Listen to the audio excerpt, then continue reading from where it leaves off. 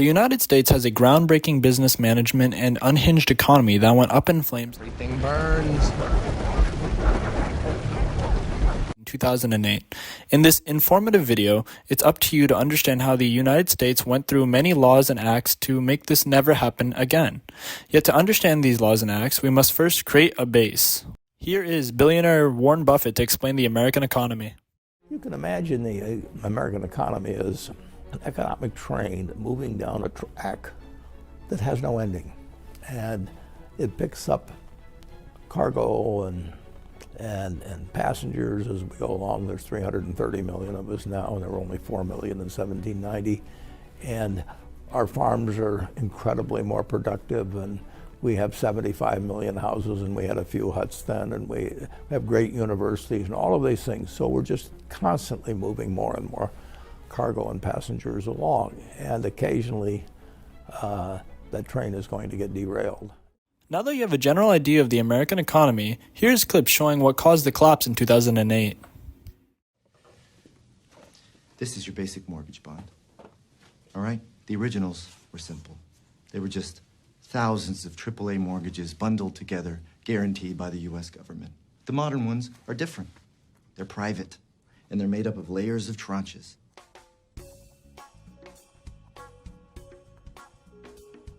The highest level AAAs getting paid first, the lowest rated Bs getting paid last, taking on defaults first. What is that? This is where we take a bunch of Bs, double Bs, and triple Bs that haven't sold, and we put them in a pile. And when the pile gets large enough, the whole thing is suddenly considered diversified.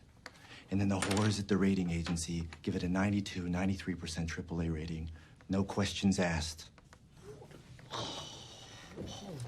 Say that again. A collateralized debt obligation. It's important to understand because it's what allowed a housing crisis to become a nationwide economic disaster. B's, 0. B's, 0. Double B's, 0. Triple B's, 0. And then that happens. What is that? That's America's housing market. Now, time to untangle a sinister power struggle taking place with the silly spaghetti people. Oh, wrong script.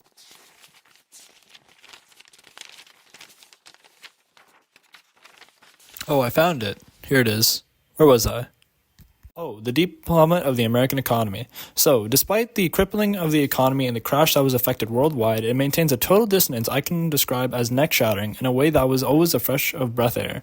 With all that is said and done, I invite you to enjoy the bizarre world that is the United States banking system.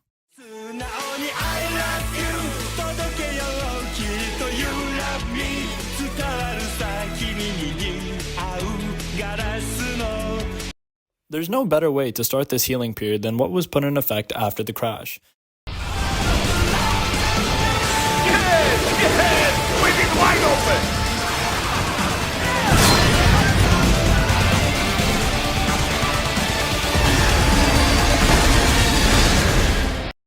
Two gentlemen built safety measures so the American economy would never drop. Their names were the Senator Chris Donald and U.S. Representative Barney Frank.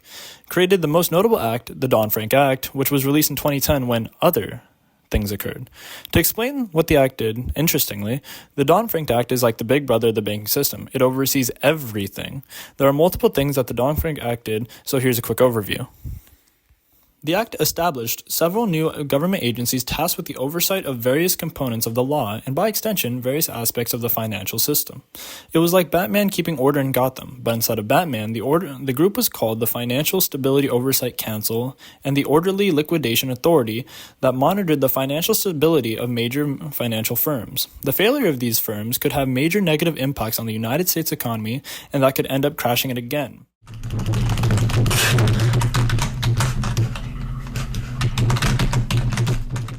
Other groups, like the Consumer Finance Protection Bureau, or CFPB for short, gave consumer protection for bad mortgages and helped them understand what they were signing up for. Right about one thing. I do need capital and votes. Remember, through this whole entire economic process, the citizens of the United States were the ones who took the hardest hit. They were tricked into a system they thought worked and got backstabbed in return. That's when the Consumer Protection Act went into effect, as it was instituted with the Dodd-Frank Act in 2010. Both do similar things, ensuring that the federal consumer finance laws are enforced consistently so the consumer may have access to markets for the financial products and so that these markets are fair and transparent. Many measures were taken to ensure that the consumers do not get betrayed by their own economy again, even making amazing changes to the SEC, creating an office of rating because the credit rating agencies have been accused of giving out misleading favorable investments that led up to the financial crisis.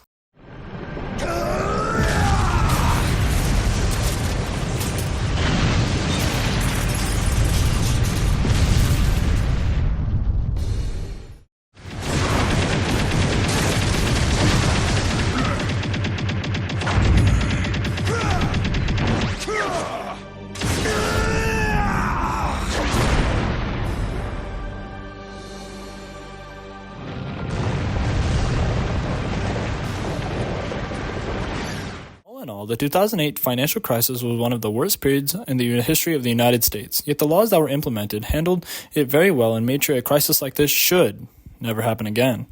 Hopefully, this informative video was able to give you some insight in our nation's economy and the steps that were taken to make it a bit better after the fall. The American economy has its ups and downs. It's quite messy, but life is messy, and that's okay.